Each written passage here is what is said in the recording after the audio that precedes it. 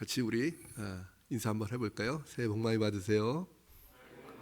예, 새해 복 많이 받으십시오. 이렇게 설날인데도 같이 이렇게 오셔서 예배를 드리는 모든 분들께 하나님의 크신 은혜가 임하시기를 기원합니다. 또 명절이고요, 연휴입니다. 뭐 저는 이제 방학이라 조금 여유가 있어요. 그래가지고 원래 학교 교수나 선생님들은 방학 때는 조금 여유가 있습니다만, 그래도 오랜만에 매주마다 이렇게 말씀을 준비하는 그런 일상을 다시 맛보고 있습니다. 그래서 매주 말씀을 준비하시는 목사님들께 늘 제가 존경의 마음을 더 크게 담을 수밖에 없습니다. 지난주는 제가 이제 로마 교회 얘기를 했고요. 오늘은 또 다른 교회 얘기를 해보려고 합니다. 오늘은 요한계시록에 있는 말씀이지만 내용은 에베소 교회에 대한 이야기를 나누고 싶어서 본문을 계시록으로 잡아보았습니다. 오늘 본문에 나오는 에베소 교회는요, 초대교회의 아주 중요한 교회들 중에 하나입니다. 사도행전에 나타난 바울의 2차 여행 그리고 3차 여행, 이 가운데서 바울은 에베소에 머물면서 여러 가지 일을 합니다. 에베소는 이 소아시아라는 그런 지역에 위치한 그런 곳이었는데 항구 도시였어요. 그러니까 아주 중요한 항구 도시인데, 왜 그러냐면 이쪽 유럽과 이쪽 근동, 즉 이스라엘 지역, 즉 이 중동 지역을 이 연결하는 주요한 항구 도시였습니다. 그래서 이 그리스와 예루살렘 그리고 안디옥으로 갈 수 있는 그 시리아 땅으로 연결하는 항로의 연결항이었어요. 그래서 바울은 2차 여행 마지막에 이 도시를 거쳐야 했습니다. 그래서 여기서 이제 다시 시리아 땅으로 들어가죠. 그래서 이 중요한 도시에 자기의 그 동료였던 브리스길라와 아굴라를 남겨두고 자신은 안디옥으로 떠납니다. 이 떠나기 전에 이 바울이 그 유대인 회당에서 유대인들과 변론을 했어요. 그러니까 서로 이제 이 기독교와 유대교 사이에 이 토론을 하면서 여러 가지 이야기를 했습니다. 그랬는데 아마 재밌었나 봐요, 사람들이. 그래서 여러 사람들이 떠나지 말고 좀 며칠 좀 더 머무르세요. 더 머물러서 좋은 말씀 좀 더 해주세요. 우리와 더 이야기 좀 해주세요. 라고 얘기를 했죠. 이게 이제 사도행전에 나오는데요. 그런데 바울은 이렇게 얘기합니다. 하나님의 뜻이 있으면 다시 올 것입니다. 라고 얘기를 합니다. 그리고 안디옥을 떠났다가 조금 있다가 다시 이제 3차 여행을 떠나죠. 3차 여행을 떠나면서 다시 에베소로 돌아옵니다. 그곳에서 바울은 이 세례 요한의 세례를 받은 사람에게 안수를 해서 성령을 받게 하고요. 그리고 전도에 힘썼습니다. 회당에서 예수님을 전했지만 유대인들의 마음이 완악해가지고 그들을 핍박을 합니다. 그래서 그는 이제 회당에서 전도하지 않고 오히려 어디에서 전도를 하냐면 두란노 서원에서 전도를 합니다. 그리고 강론을 하죠. 그래서 많은 사람들이 예수님을 믿었어요. 바울은 놀랍게도 2년 정도를 에베소에서 머물렀다고 성경에선 얘기를 합니다. 그리고 이로 인해서 많은 사람들이 예수님을 믿었고요. 그리고 바울은 이 에베소 교회에서 능력을 발휘해서 많은 사람들을 고치고 또 귀신을 쫓습니다. 바울이 하도 능력을 많이 발휘하니까 이 사람들도 바울을 모방하기 시작해요. 그래서 사도행전에 보면요, 유대인들도 바울의 흉내를 내면서 귀신을 쫓아내려다가 도리어 봉변을 당합니다. 그러니까 바울이 믿는 예수의 이름으로 귀신을 쫓으려고 하는데 귀신이 안 쫓겨요. 그러니까 봉변을 당하죠. 그리고 바울이 귀신을 쫓는 이적을 베푸니까요, 이 마술을 하는 마술사들도 모여가지고 바울을 믿으면서 그들이 봤던 그 마술 서적들을 모두 불살라 버립니다. 이러한 일이 일어난 데가 바로 에베소 교회였어요. 그러니까 이 복음이 전파돼 가지고 이 복음이 굉장히 강하게 전달된 곳이 바로 이 에베소 교회였습니다. 그렇지만 여러분, 이 에베소라는 곳은요, 뭐가 있었냐면 아데미라는 신의 신전이 있었어요. 이 신전이 굉장히 컸습니다. 그래서 이 아데미 신전에서 이 직업을 가지고 종사하는 사람이 많았는데, 그 중에서 이 신전에서 은세공을 하는 사람이 있었어요. 그러니까 은으로 신전의 그 신상을 만든 사람들이죠. 그래서 그걸 파는 사람인데, 그 사람 이름이 데메드리오라는 사람이었는데, 이 사람이 이제 하도 사람들이 신전으로 안 오고 교회로 모이니까 피해를 봅니다. 그러니까 어떻게 해요? 이 사람이 야, 이거 가만히 두면 안 되겠다. 이 예수쟁이들을 가만히 두면 안 되겠다라고 해가지고 이 데메드리오가 소요를 일으킵니다. 그래서 이 문제가 있어가지고 바울이 어떻게 해요? 이 에베소를 떠날 수밖에 없었죠. 이게 이제 3차 전도 때 나오는 얘기입니다. 여기까지가 이제 사도행전에 나오는 에베소 교회 얘기예요. 그러니까 우리가 이 뒤에는 에베소 교회가 어떻게 되는지 잘 모르죠. 하지만 우리가 알 수 있는 거는 바로 어디를 읽으면 나옵니까? 에베소서를 읽으면 나옵니다. 그렇죠? 바울이 에베소 교회에 편지를 보낸 게 에베소서예요. 그래서 우리는 에베소 교회가 어떻게 바뀌었는지 이 에베소서를 보면서 알 수 있죠. 에베소 교회는요, 그 후로도 많은 부흥이 있었습니다. 바울이 로마에 감금되어 있을 그 당시에 바로 에베소에 편지를 보내죠. 편지를 보냅니다. 그 편지가 이제 에베소서인데요. 에베소 교회는 여러 가지 문제가 있었어요. 첫 번째로는 아까도 제가 얘기했지만 에베소라는 도시에 이 거대한 아데미 신전 때문에 항상 영적인 싸움이 존재했습니다.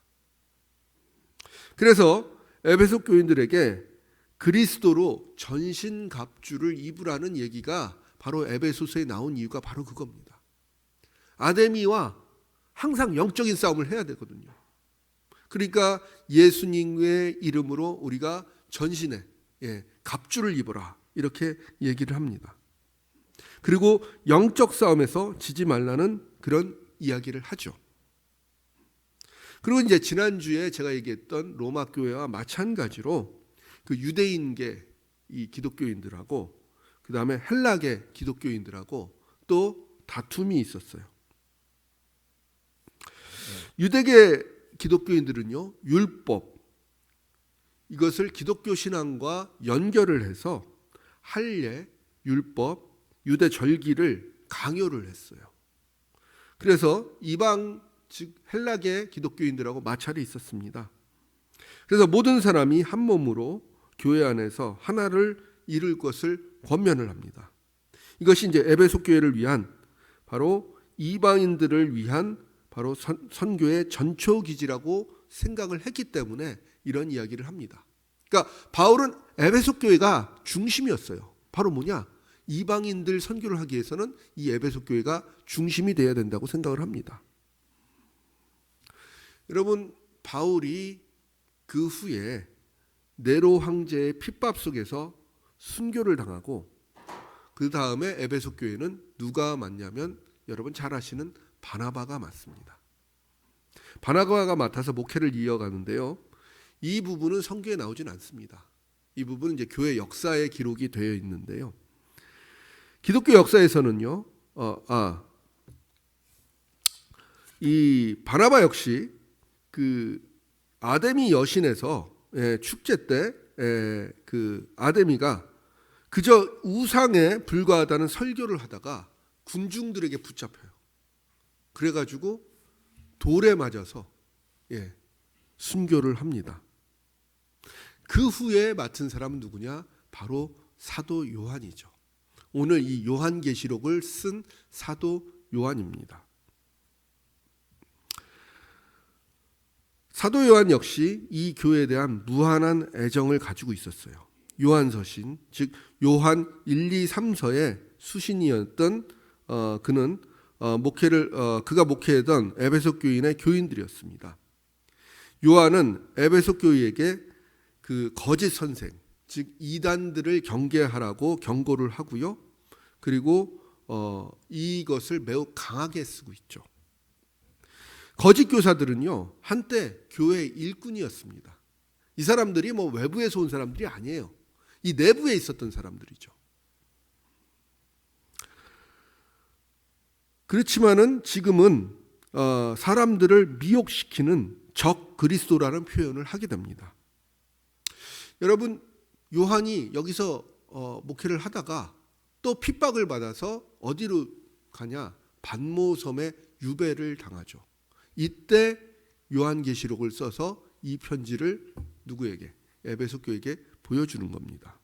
그래서 오늘 하나님의 그 계시를 받아서 에베소 교회에 지금 오늘 본문을 통해서 전하고 있는 내용이 오늘 본문입니다. 즉 오늘 본문은 이제 예수님, 그러니까 시대를 넘어서 사도행전 시대에 전도된 것, 그 다음에 에베소 교회 목회 이후에 이 바울의 사후에, 그리고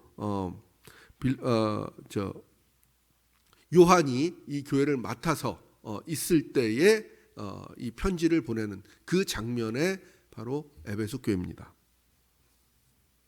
오늘 본문은요, 요한이 반모섬에 유배됐을 때 기록한 계시입니다.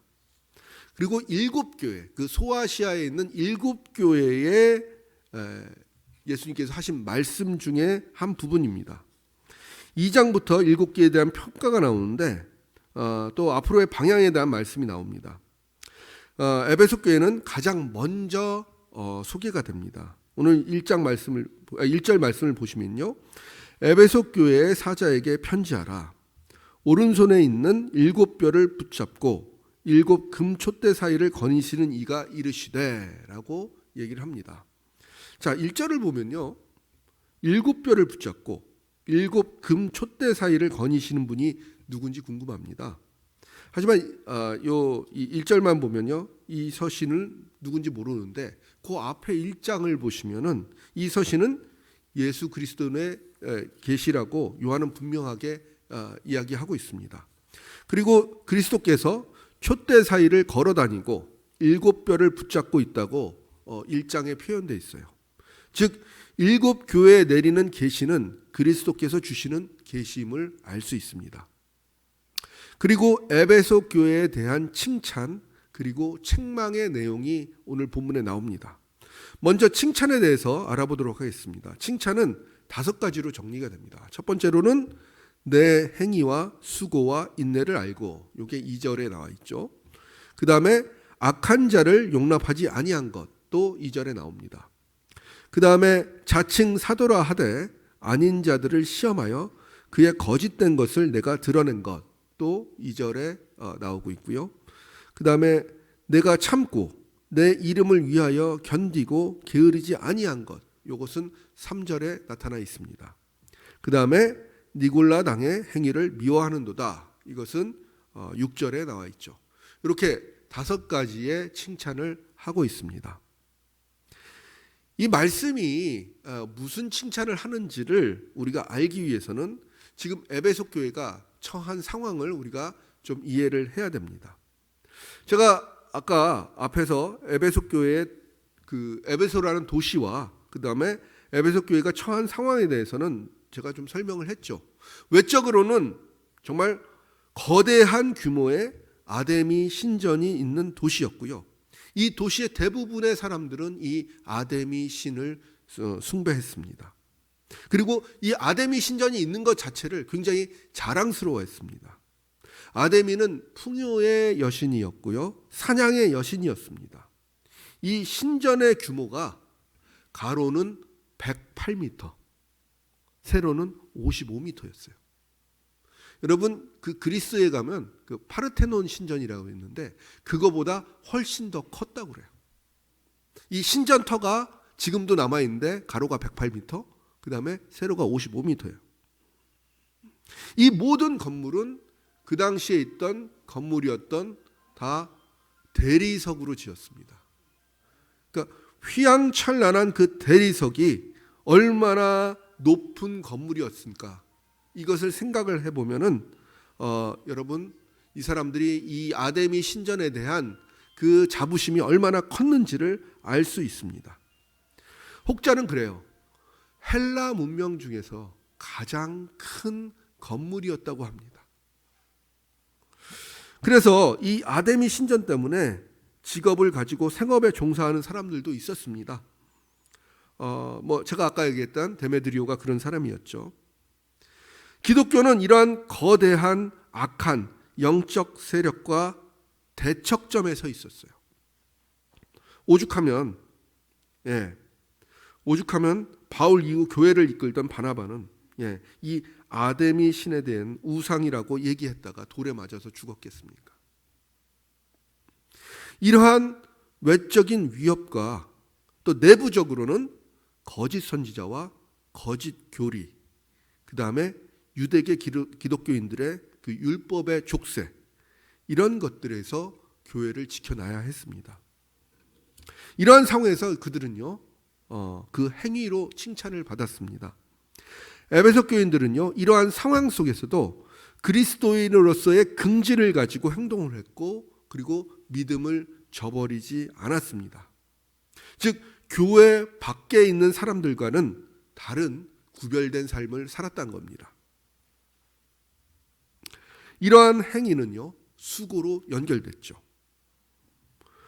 그래서 이게 무슨 얘기냐면요, 바로 수고라는 것은 이 초대교회에서 가장 중요한 것 중에 하나가 뭐였냐면 구제였어요. 구제. 그러니까 자신들의 소유들을 다 가져와서 가난한 사람들에게 나눠주는 게 초대교회의 가장 중요한 일 중에 하나였거든요. 여러분, 처음에 사도들이 목회를 하다가 갑자기 집사를 뽑습니다. 신앙이 좋은 7 집사를 뽑는데, 그 집사를 뽑는 이유가 사도행전에 보면 나오죠. 이게 왜 그렇습니까? 바로 구제를 하기 위해서. 사도들이 할 일이 너무 많아지니까 구제를 전문적으로 해야 되는 사람들을 뽑기 위해서 7 집사를 뽑은 거죠. 예루살렘 교회뿐만 아니라 소아시아, 그리스, 로마의 교회에서도요, 어려운 사람들을 돕는 수고는 바로 교회의 중요한 사역 중에 하나였습니다. 그래서 주님께서는요, 에베소 교회의 이러한 수고를 칭찬하신 겁니다. 그리고 인내에 대해서도 굉장히 칭찬을 하십니다.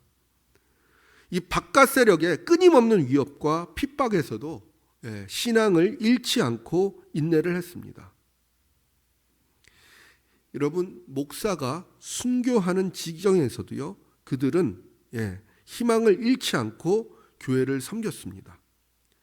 지도자를 잃었지만 잘 견딤으로 인해서 새로운 지도자를 맞았고, 그리고 지금은 요한이 유배를 당한 상태임에도 불구하고 에베소 교회는 잘 인내함으로 교회를 지탱하고 있었습니다. 이러한 모습을 주님께서는 칭찬하신 거죠. 지금 목사가 없는데도 이 교회를 잘 지키고 있다는 거예요. 그리고 칭찬은 계속됩니다. 악한 사람을 용납하지 않았고, 사도라 지칭하는 사람들, 그렇지만 사도가 아닌 사람들을 시험해서 그들의 거짓이 드러나게 했다고 오늘 본문에 나옵니다. 2절에 나타나는 악한 사람들과 거짓 사도 같은 부류들의 사람들을 우리는 볼 수가 있습니다. 그러니까 악한 사람들, 거짓 사도들, 이건 같은 부류에 있는 사람들이에요. 이 사람들은 6절에 나오는 니골라 당이라는 사람들과 연관되어 있습니다. 니골라 당, 처음 들어보시죠? 물론 여기만 잘 나옵니다. 요한계시록 2장에 나오는데 그 밑에도 또 나옵니다. 여러분, 니골라라는 사람 들어보신 적 있어요? 누구죠? 잘 모르시죠? 유명한 사람 아니에요. 그죠? 근데 성경에 나와요. 여기 말고도. 놀라지 마세요. 이 사람은 초대교회에서 안수받은 7 집사 중에 하나예요. 7 집사 이렇게 이름 쫙 보면 마지막에 니골라가 나와요. 그죠? 사도행전 6장 1절부터 6절 보면요, 교회가 세워지고 다양한 사역을 감당하기 위해서 성령과 지혜가 충만한 7집사를 세우는데 그 중에 마지막 인물이 니골라입니다. 그는 유대교에 입교했던 안디옥 사람이라고 성경은 설명을 하고 있어요. 근데 아마 이방인이었는데 유대교로 입교를 했다가 거기서 예수님을 믿어서 이 교회로 들어온 성도였던 것 같습니다. 그래서 이런 니골라가 기독교인으로 개종을 해서 집사로 임직을 한 겁니다. 성경에는요, 니골라에 대한 행적이 잘 나타나 있지 않아요. 하지만 교회의 역사에는 니골라를 굉장히 문제가 많은 사람으로 표현하고 있습니다. 니골라는 한마디로 정의하자면 영지주의자예요. 영지주의자. 영지주의에 대해서는 여러분 교회를 좀 다니신 분들은 조금 아실 겁니다. 그러니까 니골라는요, 이 플라톤이라는 철학자의 이론과 기독교를 융합을 해가지고 새로운 주장을 합니다. 그러니까 그 당시에 있었던 것이 이제 영육 이원론인데 인간의 모든 세계는 영과 육으로 나눠져 있다고 보는 거예요. 사람도 마찬가지죠. 그래서 육은 우리 이 세상에 있고 영은 다른 이상 세계에 있다고 생각을 하죠. 그래서 이상 세계에 있던 것이 너무나 아름답기 때문에 육의 세계는 영의 세계보다는 덜 우월하다라고 생각을 하죠. 그래서 이 육체로 짓는 죄, 그러니까 여기서 사는 세상은 별게 아니고 우리는 영적으로 사는 세상이 더 중요하다. 이게 바로 니골라가 주장하던 거예요. 그러니까 이 세상의 일은 중요하지 않아요. 영적인 세상이 중요하기 때문에. 그렇기 때문에 이 세상에서는 내 마음대로 살아도 돼. 왜? 육신으로 짓는 죄는 별게 아니니까. 이렇게 생각을 하는 거죠. 이게 이제 심하게 되면은 예수님께서 바로 육신으로 이 땅에 오신 성육신 자체도 부인을 하게 됩니다. 이게 이제 초대교회 이단 중에 하나인 이 가연설이죠. 그래서 요한이 뭐라고 얘기하냐면 요한복음에서 말씀이 뭐가 돼요? 육신이 됐다고 얘기하는 이유가 바로 여기에 있는 거예요. 이러한 이단들이 교회 내에 굉장히 많았기 때문에 그렇습니다. 그래서 그들은요, 예수님은 참 인간이 아니라 인간의 모습을 한 그냥 형상이었다라고 얘기를 하죠. 이런 사람들이 교회에 와서 많은 사람들을 미혹해 했어요. 그래서 에베소 교인들은요, 이런 이단들을 멀리 했고요, 이들의 주장을 반박하고 이들을 교회에서 축출했습니다. 이렇기 때문에 이런 이단들을 분별하고 그리고 교회로부터 쫓아낸 이들을 이들을 쫓아낸 공로로 예수님께서는 바로 이들을 칭찬을 하고 있는 겁니다. 계속해서 에베소 교회는 어려움을 참고 그리고 주의 이름을 견디고 게으르지 않았다는 칭찬을 듣습니다. 우리가 이렇게 보면요, 에베소 교회는 정말 열심히 최선을 다해서 그들의 맡은 일을 했던 교회예요. 자, 생각해 보세요. 지금 현재 목회를 했던 목회자도 없어요. 그리고 밖으로는 영적 전쟁이 일어나고 있어요. 안으로는 지금 거짓 선지자가 와서 이단의 이야기를 막 하고 있어요. 이런 상황에서 교회를 지키고 있다는 거죠. 그래서 거대한 영적 싸움에서도 지지 않고 있고요, 이단 세력들을 다 몰아냈어요. 그러면 굉장히 잘하고 있는 거죠. 그래서 칭찬을 받고 있는 겁니다. 이렇게 보면요, 이 3절까지를 보면 굉장히 완벽한 교회라고 볼 수 있습니다. 그렇지만 주님께서도 이러한 에베소 교회에 대해서 책망을 하십니다. 야, 이렇게 많은 것을 했지만 한 가지가 좀 아쉬워 라고 얘기하시는 것 같아요. 자, 그렇지만 그 아쉬움이 너무나 큽니다. 우리 3절을 한번 4절 5절을 한번 읽어보겠습니다. 다 같이 4절 5절 읽어보겠습니다. 시작. 그러나 너를 책망할 것이 있나니 너의 처음 사랑을 버렸느니라. 그러므로 어디서 떨어졌는지를 생각하고 회개하여 처음 행위를 가지라. 만일 그리하지 아니하고 회개하지 아니하면 내가 내게 가서 내 촛대를 그 자리에서 옮기리라. 아멘. 요 4절부터 갑자기 분위기가 싹 바뀌어요. 에베소 교회에 대한 책망이 시작되는데 그 이유가 딱 한 가지예요. 네가 가졌던 뭘? 처음 사랑, 첫사랑을 잃어버렸다는 겁니다. 이 말씀을 보면요, 앞에서 잘하고 칭찬받았던 일보다 요 첫사랑을 잃어버린 게 더 무겁게 느껴져요. 왜냐하면 5절 말씀이 마음에 너무 확 닿아요. 만일 그리 아니하고 회개하지 아니하면 내가 내게 가서 내 촛대를 그 자리에 옮기리라. 그러니까 처음 사랑을 버렸기 때문에 이 부분이 어디서부터 잘못된지를 회개하고 그 처음 행위, 즉 처음 사랑을 가지라고 권면합니다. 그것을 되찾지 않으면 내 촛대를 자리에서 옮길 것이다 라고 주님께서 말씀하시고 있습니다. 여러분, 촛대를 옮기겠다라는 말은 진짜 이 촛대를 여기서 여기로 옮긴다는 얘기가 아니라 그 교회의 지위와 그 사명, 그러니까 에베소 교회가 지녔던 그 지역에서의 그 지위, 그다음에 그 사명을 다른 교회로 옮기겠다는 말씀이죠. 여러분, 그렇기 때문에 이건 굉장히 중요한 일입니다. 그렇다면 도대체 이 에베소 교회의 처음 사랑은 무엇이었고 이것을 어떻게 잃어버리게 되었을까요? 처음 사랑이라고 하면요, 이 교회가 가졌던 사랑이라고 볼 수 있습니다.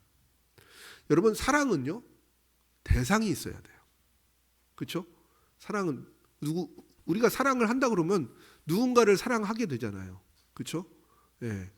그래서 뭐 배우자를 사랑하든 애인을 사랑하든, 그다음에 뭐 자기에 대한 사랑이 있더라도 자기 애가 있는 사랑이라도 자기를 사랑하게 됩니다. 누군가를 사랑한 것은 대상이 있어야 돼요. 교회가 사랑한 대상이라면 누구를 사랑했겠습니까? 크게 두 가지죠. 첫 번째 누구겠어요? 예수님께서 두 가지 계명을 얘기하셨는데 하나님을 사랑하고 또 누구예요? 이웃을 사랑하고. 그렇습니다. 에베소 교회는요, 처음에는 그 두 가지 사랑을 본질적으로 잘한 것 같아요. 그러니까 첫 사랑이 굉장히 잘했다고 칭찬을 받았죠. 그렇지만 지금은 아니라는 거죠. 그런데 에베소 교회의 지금 모습을 보면요, 하나님을 사랑하지 않은 것 같진 않아요. 그렇죠? 오직 하나님의 이름을 위해 참고 견디며 인내했다고 칭찬을 듣고 있어요. 그러니까 하나님께서 이 교회를 사랑하시고 이 교회를 세우셨기 때문에 이 교회를 지키겠다, 이것을 너무나 열심히 지켰다는 거죠. 거대한 우상의 그 폭압 속에서도, 그리고 핍박 속에서도 이 교회를 잘 지켰습니다. 그래서 하나님 사랑을 잃어버린 것 같진 않아요. 그럼 무슨 사랑을 잃어버렸을까요? 여러분, 위에 본문 4절에서 처음 사랑을 잃어버렸다고 하는데 바로 5절에서는 그 행위를 찾으라고 합니다. 그러니까 여러분, 5절에서는 그 사랑이 아니라 행위라고 얘기해요. 그죠? 그 행위를 찾으라고 하죠. 그러니까 사랑은 행위로 서로 연결이 되어 있어요. 이렇게 본다면 사랑은 바로 하나님에 대한 사랑보다는 바로 교회의 지체 간의 사랑이라고 볼 수밖에 없습니다. 여러분, 교회 내 거짓 사도들의 무리도 있었고요, 니골라를 따르는 무리들도 교회를 지키는 과정에서 이들을 밖으로 솎아낼 수밖에 없었습니다. 그러면서 교회 지체들 간의 사랑을 잃어버리게 된 것입니다. 실제로 바울은 에베소 교회를 사랑이 많은 교회로 칭찬을 해요. 에베소서 1장 15절에는요, 주 예수 안에서 너희 믿음과 모든 성도를 향한 사랑을 나도 듣고 라고 얘기하면서 그것으로 인해서 나도 굉장히 기쁘다, 감사하다 라고 얘기를 합니다. 그런데 이 너무 많은 것을 지키려다가 사실 정작 중요한 서로 간의 사랑을 잃어버리고 그것이 식어버리게 된 것입니다. 여기에서 주님께서는 중요한 말씀을 하고 계세요. 너의 잘못을 기억하고 이에 대해서 회개하고 이것을 회복하라 라고 얘기합니다. 여러분, 이것은 우리가 회개를 해야 될 세 가지 단계죠. 우리가 무엇을 회개하기 위해서는 우리의 죄를 기억하고 여기에 대해서 어떻게 해요? 회개를 해야죠. 그 다음에 뭐예요? 다시는 그러지 않도록 우리가 행위로서 다짐을 해야 됩니다. 이 세 가지를 해야 되는데 이 세 가지가 다 나타나 있어요. 그래서 그들이 어디서부터 잘못되었는지를 기억하고 이것에 대한 통렬한 반성과 함께 이것을 행위로 응답하는 그것이 필요하다는 것을 주님께서 말씀을 하고 있습니다. 지금은 이것을 고쳐야 할 때라고 주님께서 준엄하게 에베소 교회에 경고를 하고 계십니다. 그렇습니다. 에베소 교회는 이방 선교의 중심 교회로서 훌륭한 일을 감당을 하고 있었습니다. 하지만은 외적으로는 많은 일을 완수를 했지만 그 근본적인 내면에는 그 초심을 잃어버린 교회가 되었습니다. 교회는 사랑의 공동체인데 공동체 간의 사랑을 잃어버리고 그렇기 때문에 에베소 교회는 그 근간이 무너지려고 하는 그 순간에 와 있는 것입니다. 그러면 여러분, 처음 사람을 유지하는 것은 어떤 의미일까요? 사실은 이 본문에서는 그렇게 많이 나타나지 않기 때문에 사실 잘 모르겠습니다. 하지만은 제 생각에는요, 이렇게 살아온 사람들이 있거든요. 우리는 그런 사람들의 이야기를 나누면서 이 처음 사랑을 어떻게 유지하는지를 기억해 보도록 하겠습니다. 아주 오래전에 어떤 마을에 존경받는 수도사가 있었어요. 기독교 수도사가 있었죠. 이 마을에 모든 사람들은요, 이 수도사가 열심히 수도수를 하고 그다음에 기도를 하고 또 마을을 위해서 헌신하는 모습에 굉장히 감동했고 그래서 그 수도사를 굉장히 존경했습니다. 그런데 마을에 어떤 일이 일어났어요. 무슨 일이 일어났습니다. 굉장히 시끄러운 일이 일어났죠. 마을의 한 처녀가 결혼을 안 했는데 아기를 임신하게 된 거예요. 이 처녀의 아버지와 오빠들은요, 이 처녀에게 아기 아버지가 누구냐고 막 다그쳤습니다. 당시가 다 그렇잖아요. 그러니까 이 처녀는 만약에 이 아기 아버지를 얘기를 하잖아요. 그러면 어떻게 돼요? 이 가족 식구들이 돼가지고 들겨 팰 거 아니에요. 그러니까 겁이 나지. 그러니까 정말 사랑하는 남자의 이름을 발설하는 그 순간 만약에 이 남자를 죽일지도 모른다라는 겁이 났습니다. 그래서 내가 이 얘기를 해도 죽지 않을 사람이 누굴까 생각하다가 아까 제가 얘기했던 그 수사 얘기를 한 거예요. 수도사 얘기를 한 겁니다. 그러자 이 가족들이 이 모두 수도원으로 몰려가가지고 수도사를 찾아갔습니다. 그러면서 당신이 어떻게 그럴 수가 있냐 그러면서 얘기를 하죠. 그러니까 수도사가 아무 변명도 안 합니다. 그러면서 몰매를 때렸어요. 아마도 이제 존경하던 사람이 그렇게 타락을 한 것에 대한 분노가 컸을 겁니다. 거의 반 죽다 살아난 그 수도사는요, 이제 간신히 몸을 추스렸어요. 몸을 추스린 그 다음 날부터 밭에 나가서 열심히 일을 하게 됩니다. 그러니까 동료들이 야, 아픈데 조금 더 몸을 좀 추스려야 되지 않겠습니까? 라고 얘기를 합니다. 그러니까 이 수도사가 뭐라고 얘기한지 알아요? 제가 갑자기 아내가 생기고 제가 갑자기 자식이 생겼습니다. 그래서 제가 더 열심히 일을 해야 될 것 같습니다. 라고 얘기를 해요. 그래서 열심히 일을 했습니다. 근데 시간이 지나니까 갑자기 이 여자한테서 이제 심경의 변화가 오죠. 아기를 낳아야 되는데 아기가 안 나와요. 그러니까 이게 이제 10달이 지나서 나와야 되는데 안 나오는 겁니다. 그러니까 이 여자가 야, 내가 거짓말을 해서 아기가 안 나오나 보다. 어떡하냐, 어떡하냐 이렇게 얘기를 합니다. 그러다가 고민을 하고 사실대로 자기 그 부모들한테 사실대로 얘기를 하죠.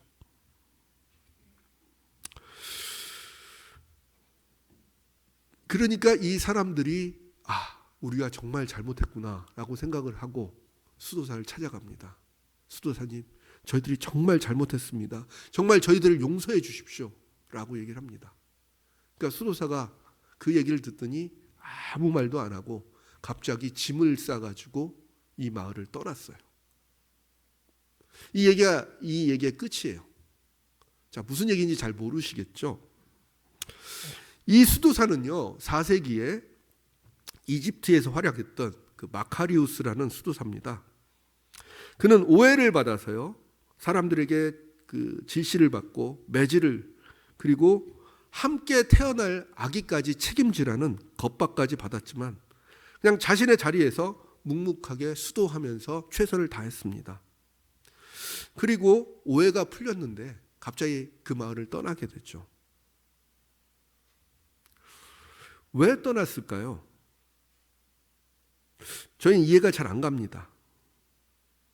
모든 오해가 풀리고 남들에게 훌륭한 수도사로서 영광을 받을 수 있었을 텐데 그 자리를 떠난 거죠. 하나님을 향한 열망으로 결심했던 수도의 생활은 영광을 받으면서 할 수 없음을 알았기 때문에 나는 여기서 떠나겠다라고 해서 또 다른 사막으로 간 겁니다. 내가 여기 있으면 하나님을 향한 나의 사랑을 내가 지킬 수 없다. 사람들이 나를 계속해서 존경하고 사랑하고 뭐 이렇게 떠받드는데 이것이 나의 삶은 아니다 라고 해서 떠나버린 겁니다. 그리고 그는 사막으로 들어가서 또 수도를 하면서 수많은 교훈을 후대에 남겼습니다. 저는요, 이 사람의 이야기를 읽어보면서 이게 바로 우리가 가질 수 있는 초심을 지키는 것이 아닌가 생각을 합니다. 물론 우리가 여기까지 할 수는 없겠죠. 제가 얻어맞으면 내가 아니에요, 나는 이렇게 얘기할 텐데 그렇게까지 얘기할 수 있는 이 마카리우스라는 수도사가 정말 대단한 사람입니다.